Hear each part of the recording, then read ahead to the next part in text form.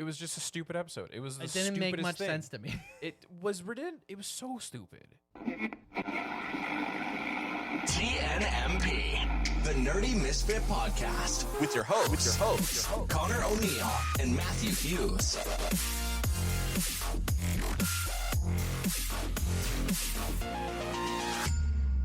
What is up, everybody, and welcome back to another episode of the Nerdy Misfit Podcast. Hello, hello. Welcome, everyone, to an episode that we're not super excited to talk about. Yeah. And that is, if you haven't seen by the title, What If Season 3, available on Disney+. Not a sponsor.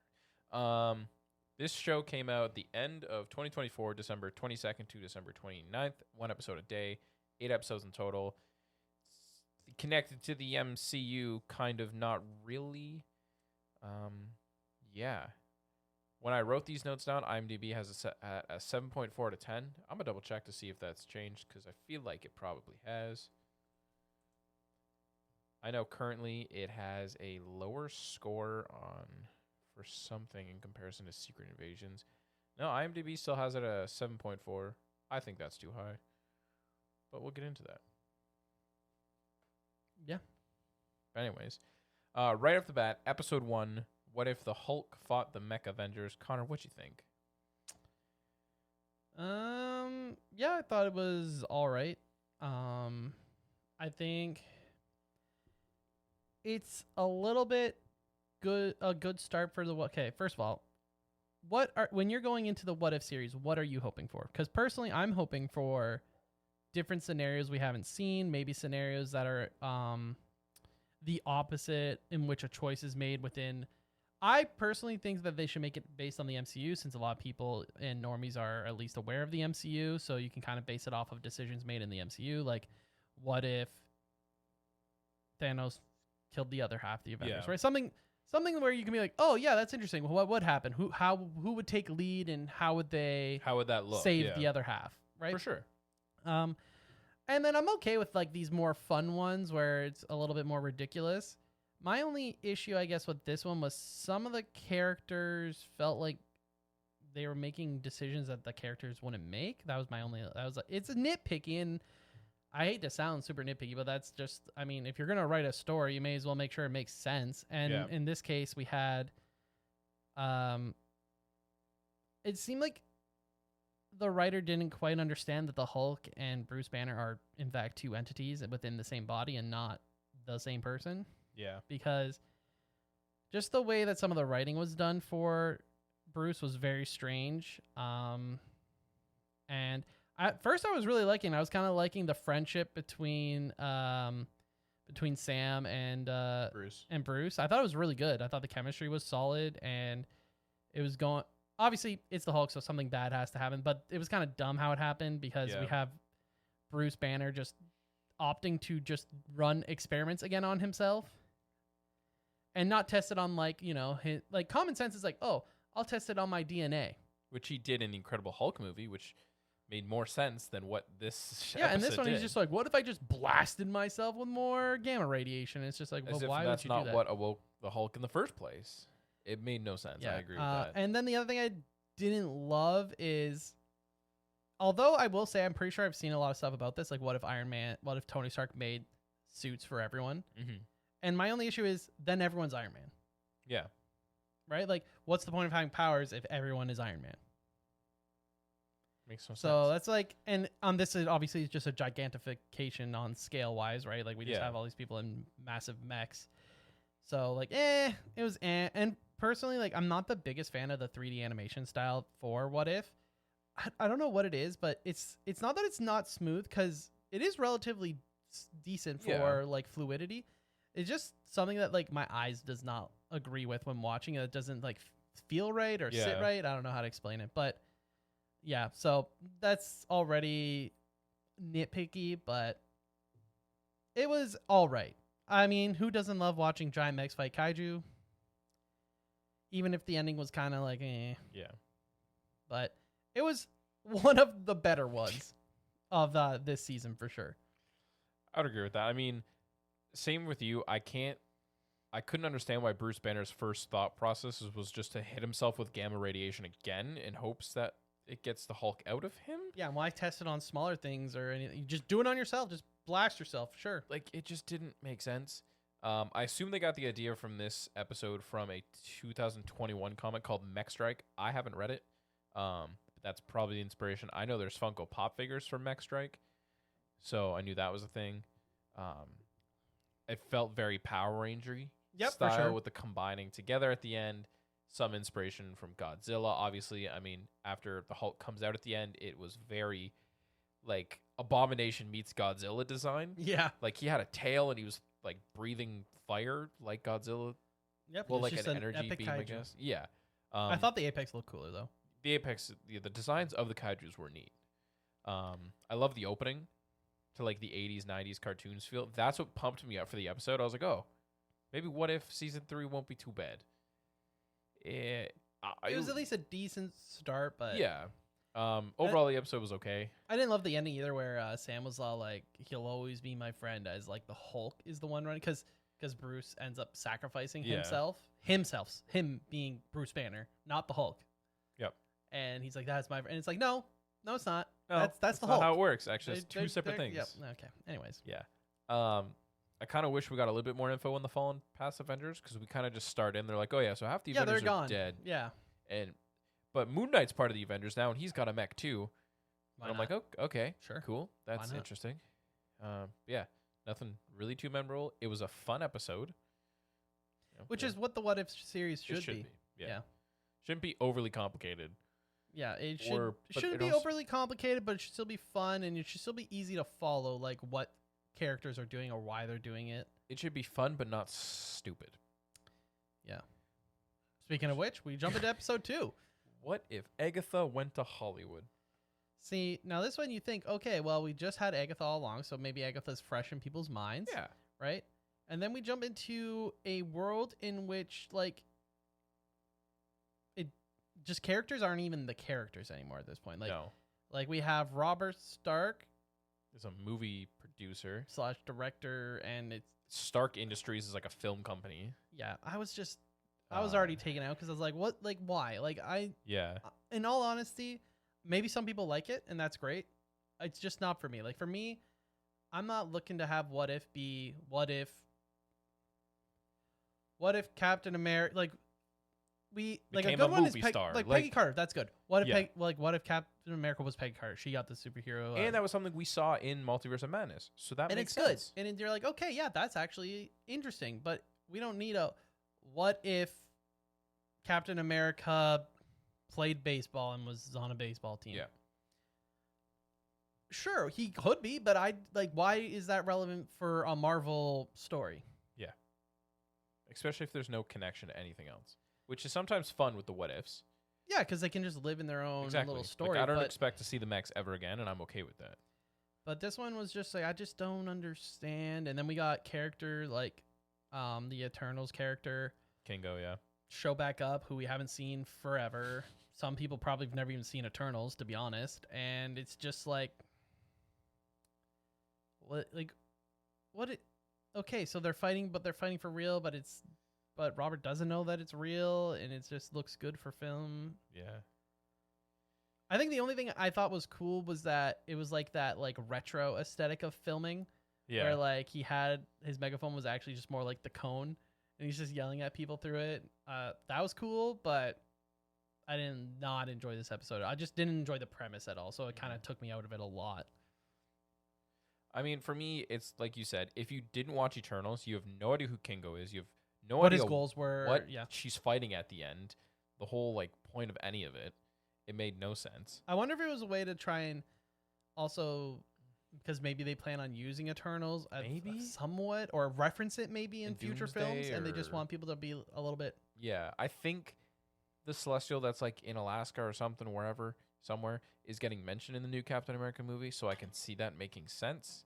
And maybe the Kingo's going to be in it. The only thing I enjoyed about this episode, and in my opinion, this episode, as bad as it had the best music for the like all the other episodes. Okay. I thought Kamal Najani, I always pronounce his name wrong, he's a great actor, so I enjoyed seeing his character at least. Yep. Because I think he's a hysterical actor. I've seen him in a lot more things. Funny. He's growing fast. Yeah. Loved him in Obi-Wan. Obi-Wan was fun. I just saw him in Only Murders in the Building. He's in season 4. So any little thing he's in, I'm like, oh, yes, he's good. He was in a... It is a shame that his MCU role is... Eternals. Yeah, perhaps not something that really took off. Yeah. And maybe this is a nitpick for me, but obviously this is one of the reasons why I don't like Guardians 2, which this shouldn't take an effect in What If, but like... Don't really care for these Celestials inside season 2, and I think to foreshadow something like that and then barely mention it for years is odd for storytelling, just to bring it back in a one-off episode. Now, if Agatha came back at the end of the season with celestial powers and tried to take down the Watchers or something, I could give this episode a little bit more credit, but that doesn't happen. Yeah, and Agatha also was, I mean, obviously she's a different universe version of herself. But she was way too nice. Yeah. I'll just say it there. Like, we see Agatha all along. Yeah, we know she's You can check out. crazy. We have an episode on it. Go give it a listen and come back. It's a surprisingly good show. Yeah. And yeah, it's just very not her character. I guess like your argument could be yes. In fact, it is a What If, so perhaps not. But let us know in the comments below what you thought. I kind of dig Agatha though. Like I kind of want more content with her. I think both the actress and the character are just they got that like obviously they're like chaotic evil or you know, but it's a comedic chaotic yeah, evil I like where you want to see more. yeah, exactly. Yeah. I like it. I think I'd be excited. I think she's coming back for the Vision show. Okay. Because I think it's called, I don't know if it's called Vision question or not, but I know it's like WandaVision, Agatha all along, and then Vision. And it's going to be like a trifecta of shows. Sure. To kind of tell like a cohesive story, I guess. But yeah, moving on. The best episode, in my opinion, and I think you agree with this, is what if the Red Guardian stopped the Winter Soldier? Now, with this plot, this kind of makes sense for the MCU because Winter Soldier killing the Starks is pretty much, I don't want to say it's the backbone for most of the MCU, but that is a pivotal moment. A canon event. I don't want to say canon event, but it's a pivotal moment inside the MCU that if Tony's parents didn't die, then the ripple effect wouldn't have happened. It would have a significant change on the whole universe Exactly. for sure. Yep. And that's a cool one. Yeah. This is like what I would like to see. And not only that, but Red Guardian is just a really fun character. David Harbour is great. Obviously, you could argue it's a bit, you know, cliche and stuff for like, oh yeah, Russian soldier, but I love it. It's just This was a buddy cop episode. Yeah, he was such a fun character. Maybe there were some moments where the Winter Soldier didn't feel quite as brainwashed as he felt should. more Bucky than Winter Soldier-y. Yeah, like there were moments where he knew that he didn't have his memories or who he was, but he still kind of almost not like he had like free will. He was just kind of doing his own thing. And at first I was about to write negative, like he's not really the Winter Soldier. He's more just like Bucky. Russian spy that doesn't have memory. Yeah. But then they do start using the like force to obey. Yeah. Yeah. And I was like, all right, okay, fair enough. Mm-hmm. But it was fun. I really liked the fast food scene where like the Red Guardian's just like speaking a million miles per minute, and he's like, you don't need to be working for the capitalist pig and blah blah blah blah blah. And then like Bucky just comes in, he's like got his nice flowing hair, and he's like, we'll take 2 number 6s. It's a good one. But yeah, I just thought it was really fun. Not too serious, but still serious tones. Serious tones, but like it wasn't serious in terms of it didn't take itself serious. And then people who aren't serious about the MCU but have seen stuff will at least be able to follow along and be like, yeah, hey, I don't know who Red Guardian is, but they explain as they're going, where they're like, hey, I'm Russia's first, like, I'm basically Russian Captain America. Yeah, essentially, yeah. And only maybe a little bit more outspoken. Yeah. But yeah, I just thought it was super fun. I also noticed that there was like some cell phone humor in there where, because Red Guardian is obviously clearly not as important as Winter Soldier when it comes to the Russian spy program. And he's got the out of date phone. He's got like the whatever coded 7. And he's like, what's that?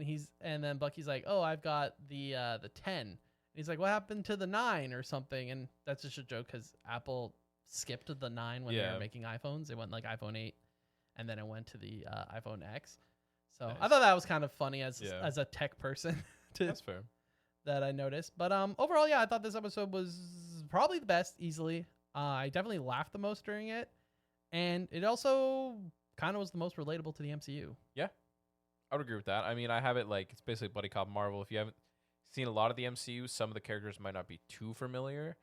So for this particular episode, I actually wrote out what movies you should probably see if you want to like fully understand everything. Yeah. And it's just Iron Man 1 all through Captain America films, Ant-Man and the Wasp, and Black Widow, because the giant man, who in the comics is known as Goliath, that was in this episode, he was in Ant-Man and the Wasp, and he makes a comment about how he used to work for him.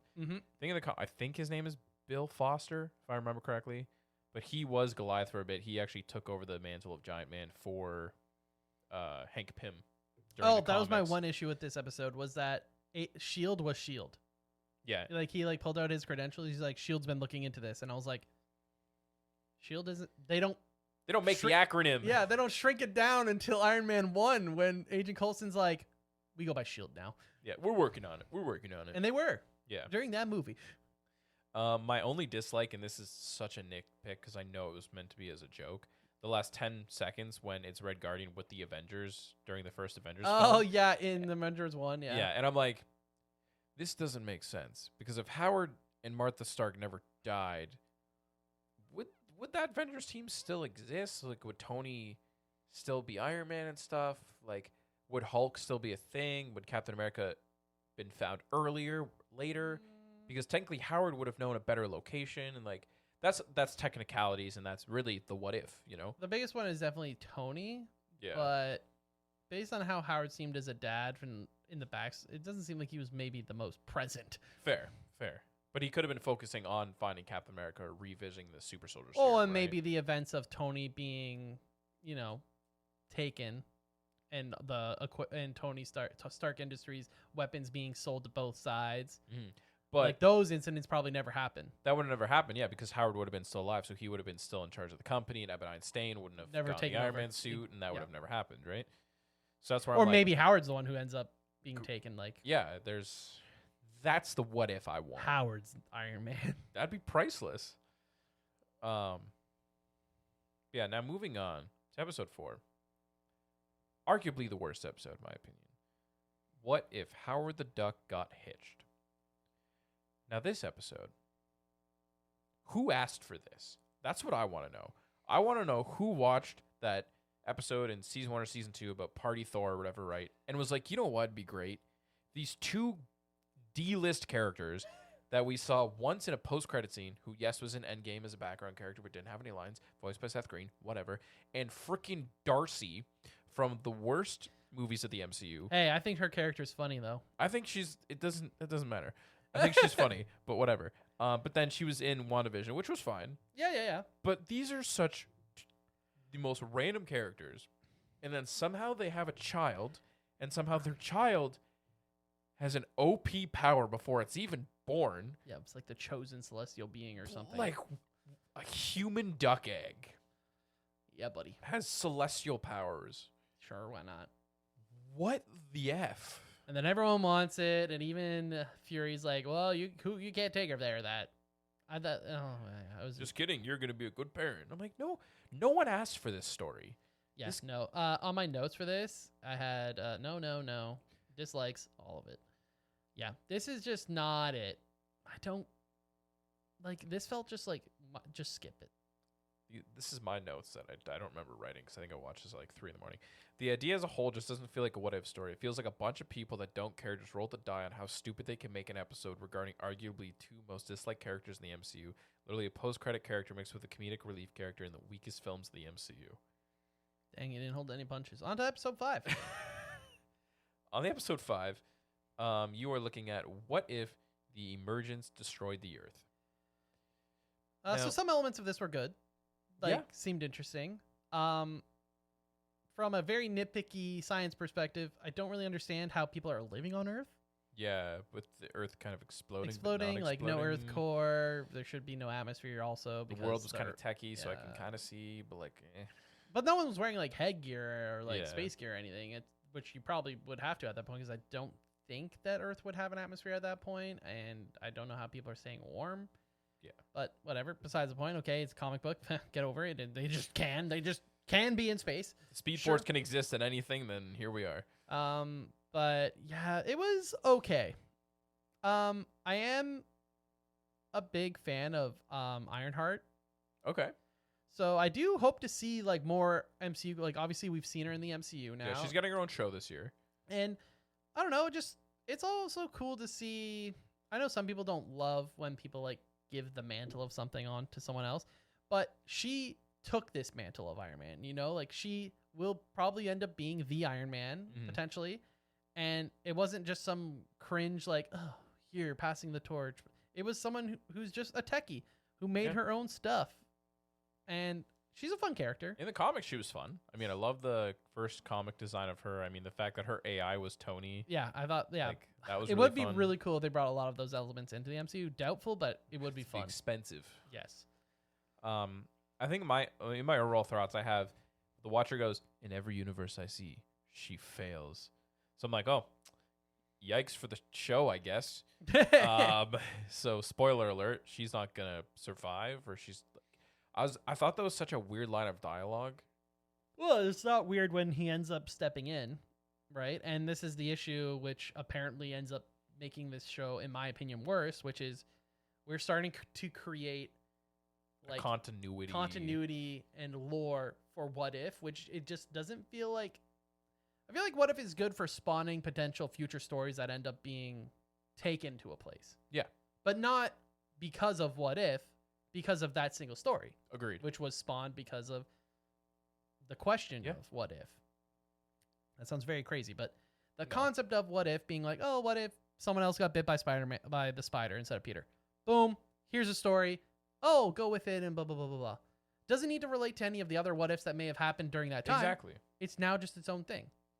And you could have argued that ended up spawning a lot of the alternate universes for Spider-Man and even Miles for that matter. Like, what if we had a different What if person Peter be Parker Spider-Man? died? Yeah. Like, what would happen? Would there be a new Spider-Man? Would there And not that's be how a lot Spider-Man? of good stories end up getting created. And it just doesn't have to be in this what if bubble, and what if bubble having to have its own story, yeah, continuity. Yeah, I'm not a big fan of that. And once he was like helping again, because I think we saw him help before in season 2, if I'm not mistaken. A little bit of season 1, and then obviously season 2 to help Supreme Strange or whatever. So and blah blah blah. He's participating too much, which is obviously a no-no because the Watcher is, well, it's in the name. He should just be watching. And so I was like, ugh, like now we're gonna keep developing this Watcher who's not a Watcher. Like he's participating in too much, and I feel like that took a lot away from me from this episode. I did think the whole Vision stuff and the nanotech and a human kind of becoming like Vision, but from as a human was very interesting, I guess. Yeah, I mean I thought the design was cool. Yeah, the design was cool. Don't know if I fully agree with the concept of it. Understand how that would happen, but sure, why not? I guess Vision became more sentient, so maybe that will come into play in the Vision show. Perhaps. I thought Old Man Mysterio was cool. Yeah, I didn't expect that. I didn't know when. Very this was interesting, take place, like villain. Yeah, like big villain. Well, I mean, with Quentin Beck and like being there when Tony was doing stuff, so it kind of made sense. But being the big villain, yeah, for an Iron this Man moment? story, very different, but I different. respect it. Moving on to episode 6, which is the one that I thought had the most potential and kind of fell flat, was What If 1872. I thought having a cowboy Shang-Chi was fun. And the Hawkeye. And Kate Bishop as Hawkeye, a little bit older of Kate Bishop. Being like a gunslinger. Yeah. I was like, this is fun. Yeah, super fun, cool, aesthetic as well. The thing that bugged me the most about this is opens the episode up with the Watcher being like, yeah, there's all these other timelines of like, what if Ultron became a singer? What if Crossbones and all these pirates and all this stuff? Yeah, he's giving like and I was weird like, what if scenarios. Yeah, and I was like, and then he's like, oh yeah, the one where Thor was a frog and Loki was an alligator. I'm like, sweet, give me those. Nope, we don't get. Well, I wouldn't want any of those on either, to be honest. The pirate one would be fun. Singing still... Ultron would be stupid, but I would love a what if pirate one. Well, we got this Western one, and it was okay. Elements were good. Obviously, it took place in the Wild Wild West. And I feel like the only important part of this one was that we see the Watcher once again jump in to help. Yeah. Because what this episode felt like for me was, it didn't feel like we were doing much. Like I didn't really care for the story overall. Yeah, it was one of those things where if you don't know who the Hood is, you didn't really care. But it felt like it was progressing the plot that it's developed within the What If series. Where this it was was like, just a placeholder. It Yeah. felt like, yeah. where it was like, oh yeah, nope, he stepped in again. Okay, us other Watchers, we gotta do something we gotta about do this guy something. now. I did like how they tied in the concept of the 10 rings of like having to shoot the bell 10 times for Shang-Chi to kind of Oh appear. yeah, I was like, you know what, that's a fun little like, because I was curious originally when I was like, oh, how they're gonna bring Shang-Chi, who has like these powerful 10 rings, how are they gonna bring that into like the Western? So I thought that was like a fun little nod almost. yep, for sure. And then moving on, I guess, to episode 7 is what if the Watcher disappeared? Yep. And this is the beginning of the end of the show, in my opinion, both literally and metaphorically. Yeah. Go so ahead. I just don't know why we're starting off basically with the, dimensional, universal Avengers Guardians of the Multiverse. that are also knowledgeable about the Watcher, which Yep. is also just something that technically really shouldn't be a thing either. Also agree. And this is where it shows it's no longer what if. These last two episodes, 7 and 8, are no longer what if episodes because they're just telling a story that is its own story. It's no longer what if. What if is a scenario and telling that scenario. Yep. And now the past 4 episodes are all following its own like continuity of like following this Watcher who's intervening, and now he gets taken, and these Avengers are aware of it because he has an attachment to them already through Peggy Carter. Yeah. So now it's just a story. Like they should have just called this show they should have called it The Watcher Who Couldn't watch. I don't know. Just call it the Guardians of the Multiverse at this point. Yeah, Guardians of the Multiverse, The Watcher Who Couldn't Resist, something. Yeah. Because that's what it is. It becomes a story about this Watcher who's broken the pact. Mm-hmm. And I just didn't care for it at that point because that's just a different story, in my opinion. Yeah, I would agree with that. I think for me, the two things that like I enjoyed about this episode is that it opened up with a different narrator. So I was like, okay. Well, it was a different Watcher. Yeah, but I was like, okay. Like, it was a good attention to detail. Yeah, I didn't want to get my hopes up, but I was like, okay, this narrator is different, obviously. It was Jason Isaacs, who is Lucius Malfoy. I'm pretty sure it was him. I can't remember exactly. I was excited to see an X-Men, because obviously I'm a big X-Men fan. I thought the concept of Storm Thor is cool. Seems a bit redundant, but yeah. Yeah, it does seem a little bit redundant, and I do agree. But, her powers don't make she sense. claims to be that all-powerful, and, like, all the words she always says, like, Storm, come to me, I'm, like, the... Now she's got an extra... Now she literally is. She's got a lightning Thor hammer. stick. She's Thor. Yeah. So... I thought her design looked great, though. Very fun. Being God of Thunder and being Storm, that's, like... They're going to need a new mutant class for her. Omega. Omega... God. Squared. My biggest dislike is Birdie. The fact that it was Howard the Duck's kid and Darcy's kid, and now she's all grown up and she's part of this Guardians of the Multiverse. Mm-hmm. But then she's techie. She's like a techie. Yeah, which makes sense from Howard the Duck-ish. But then she was a celestial being or whatever. Then she had weird powers, which does not make sense unless Darcy is somehow connected to she's just, powers. And she's just doing all tech stuff. Yeah, but she was a human that had wings, kind of. Mm-hmm. I don't know. I just wish we got a backstory to Storm Thor if we're gonna do a what if character to introduce it, considering the rest of the characters we had a backstory for, like Kahari, which was really cool. What if story in season 2? Like it was an original character that was really fun. And then we've already seen Captain Carter. We've already seen Birdie now, but it's all grown up. I just want, like similar to you, I just want a new story and not a continuous story from the last 2 seasons. Why do we have the same reoccurring characters connected to the same big baddie? Like, we have Ultron, Vision, Infinity, Gauntlet, Suit, Man. Yep. I don't know what his character's name is. But as soon as I saw that, I was like, yep. And why? then we go into episode 8. Then we go into episode 8. The conclusion of these past 4 episodes. Yes. What if? I just, first off, I don't know how 2 Watchers headbutting causes a world to blow up. They're powerful beings. I get that. They're powerful beings, Matthew. No, I get that. Get your but what I don't shiza understand together. is the fact that when the Watcher and everyone, can anyone accept this oath and become a Watcher? First off, I guess yes. That's my biggest thing. Actually, the answer to this question is yes, because we just read saw this it. oath. Oh, just say that you accept. Okay, so anyone can have these powers, I guess. If First, another Watcher, my assumption is if another Watcher present, grants it to them, or I guess. yeah, that one's a little weird. B, Yeah, them all becoming Watchers for the sake of not getting killed was weird. yeah, and then still having the powers at the end. I feel like they could have could have taken them back. I don't know, but it's okay because now they're in all Doctor Strange Supreme's sentient world that he made because he's an entity of the universe. Like, if Agatha showed up then to try and fight that, that'd make a little bit. It wouldn't make sense. Let's be real here. Yeah. And then, like, the 3 Watchers that were there had to get, like, fancy weapons to try and fight themselves, but really, Yeah, we basically just saw a Watcher battle. yeah. And then apparently, even though the way it's described to at least my understanding of the multiverse is, okay, so we have the multiverse, right? Yep. And if we're looking at like a DC point of view, it's like we have like the world going on and then the multiverse and then the Watchers are like outside of like the Speed Force, right? Yeah, Like, they're there's- outside of space and time. right? Like they're outside of that. Yeah.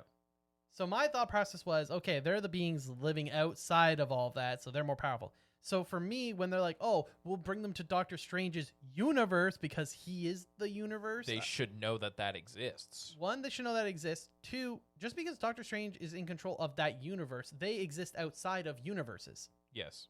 So why should a universe have an effect on them? Agreed. That doesn't make any sense No. because they're already outside of universes. Doctor Strange is just one universe. Okay, I understand. He could have whatever control over anything in the universe, but they exist. Watchers exist outside of the universe. It was just a stupid episode. It was the It didn't make stupidest much thing. sense to me. It was redundant. It was so stupid.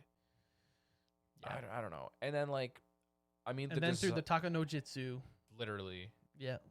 just kidding. You don't have any power here because the stars that make Doctor Strange's face says so. Yep. And then he literally goes, "How could I not see this happen?" They almost had that in the Western too, the Super Taka no Jitsu. Yeah. With and he's like, but sister. And then thankfully Hawkeye stepped in and bang, bang. I was like, yes. I enjoyed the design of the upgraded character designs, like the gold and blue. I thought some of them looked better than okay. others. I think Captain Carter looked cool.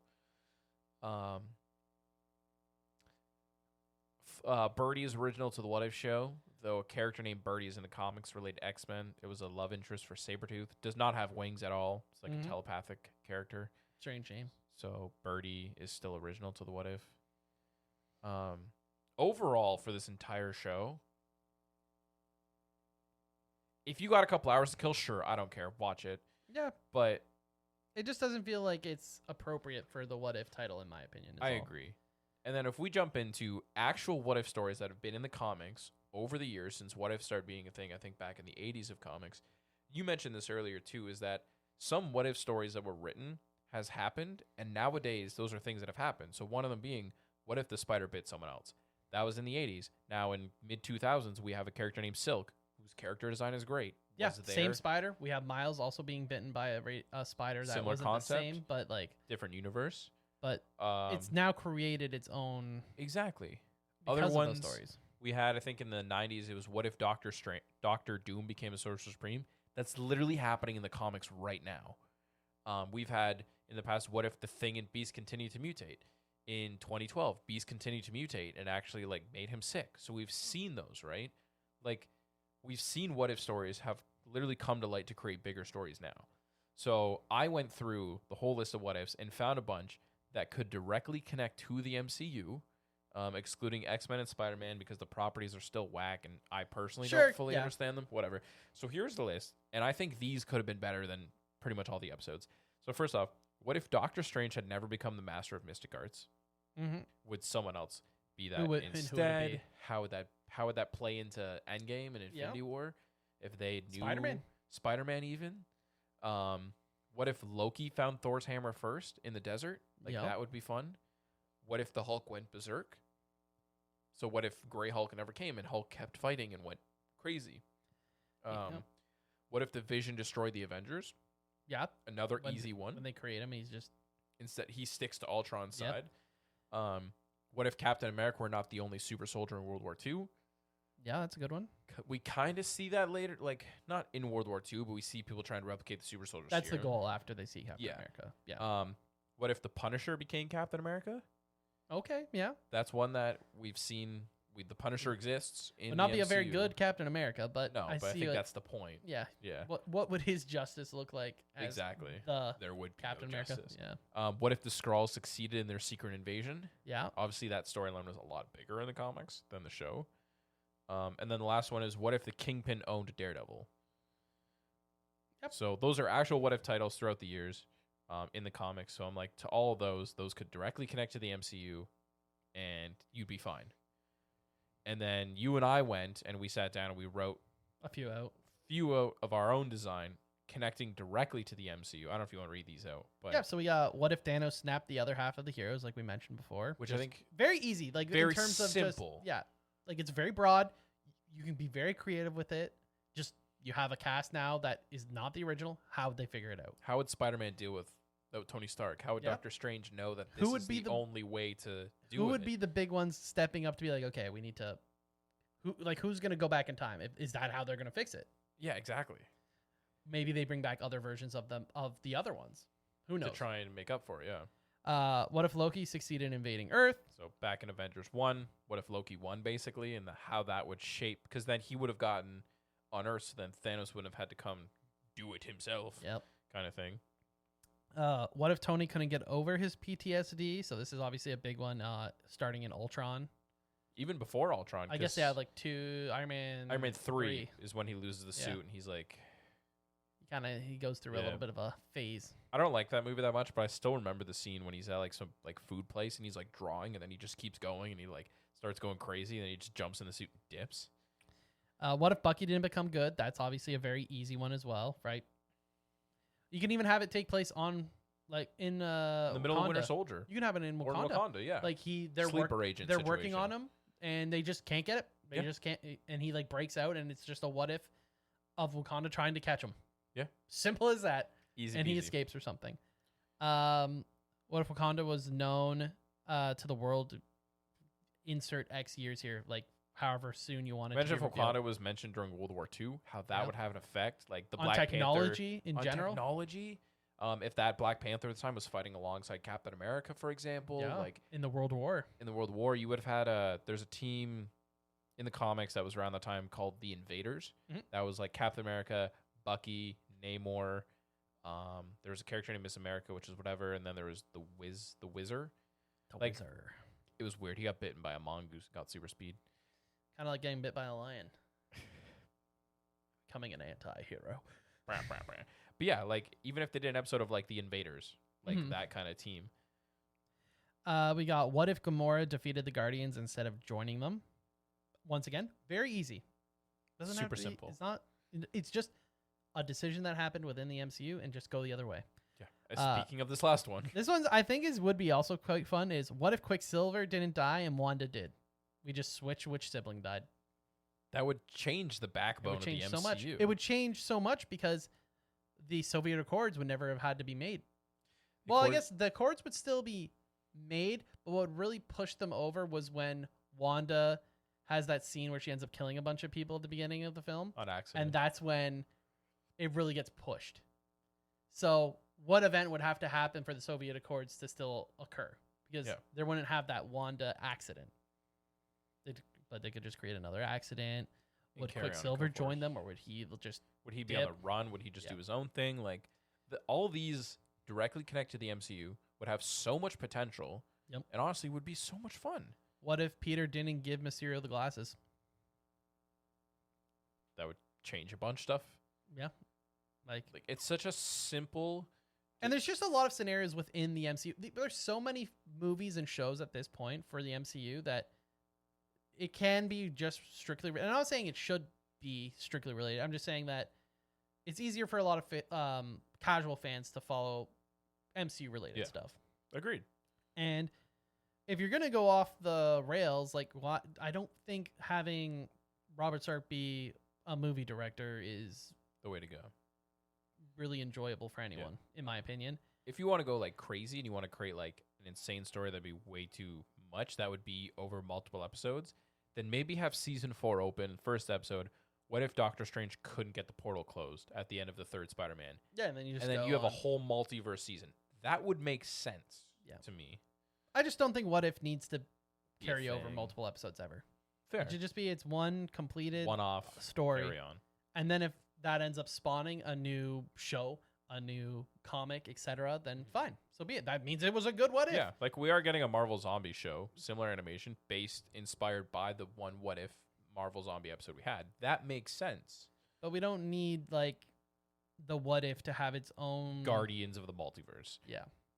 It doesn't just need to have its be a thing. own canon story going through the whole What If. I just think that that's not necessary.